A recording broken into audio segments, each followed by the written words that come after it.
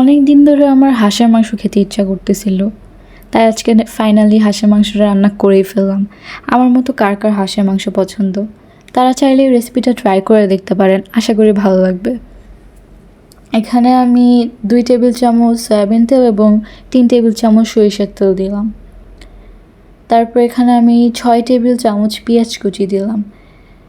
তারপর আমি এখানে 2 চা চামচ রসুন বাটা এবং 2 চা চামচ আদা বাটা দিলাম। এখন এটা মিডিয়াম ভেজে নিতে হবে।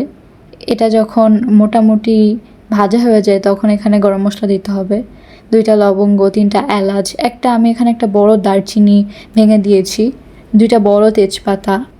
এখানে আমি 1 চা চামচ মরিচের গুঁড়া দিয়েছি, আপনারা চাইলে কমও দিতে পারেন, আমি একটু ঝাল বেশি খাই দেখে আমি 1 চা চামচ দিয়েছি। আধা চা চামচ হলুদের গুঁড়া, আধা চা চামচ জিরার গুঁড়া, 8টা গোলমরিচ। আমি এখানে অল্প একটু 1 চিমটি অরিগানো দিয়েছি, আমার পছন্দ, তাই আপনারা চাইলে স্কিপ করতে পারেন। এখন আমি এখানে হালকা একটু পানি দিয়েছি যাতে লেগে না যায়। আর এখানে আমি আধা চা চামচ গরু মাংসের মশলা দিয়েছি এবং অল্প একটু দুধ দিয়েছি। এখন এই মশলাটা 3 থেকে 4 মিনিট ভালোভাবে কষিয়ে নিতে হবে। তারপর আমি এখানে মাংসগুলো দিয়ে দিলাম। এই মাংসগুলো আমি 1 চামচ লেবুর রস দিয়ে আধা ঘন্টা মেখে রেখেছিলাম। এই মশলার পরিমাণটা 700 থেকে 800 গ্রাম হাঁসের মাংসের জন্য। এখন এই মাংসটা ভালো করে নাড়াচাড়া দিয়ে আমি এই মাংসটা 15 মিনিট কষিয়ে নেব।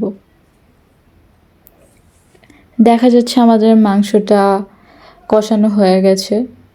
এখন আমি এখানে 1 চা চামচ লবণ দিলাম, আপনারা চাইলে একটু কম দিতে পারেন যদি আপনারা কম খান। আমি যতটুকু খাই ততটুকু দিয়েছি। এখন আমি এটা যেহেতু কষানো হয়ে গেছে, এখানে 3 কাপ গরম পানি দেব।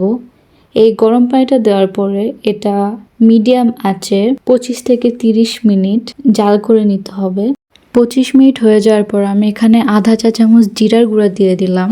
এখন এটা 2-3 মিনিট নেড়ে চেড়ে নামিয়ে ফেললেই হয়ে যাবে আমাদের হাঁসের মাংসের ভুনা। আমার বাসার সবাই তো এটা খুবই পছন্দ করেছিল, আপনারা চাইলে এটা ট্রাই করে দেখতে পারেন।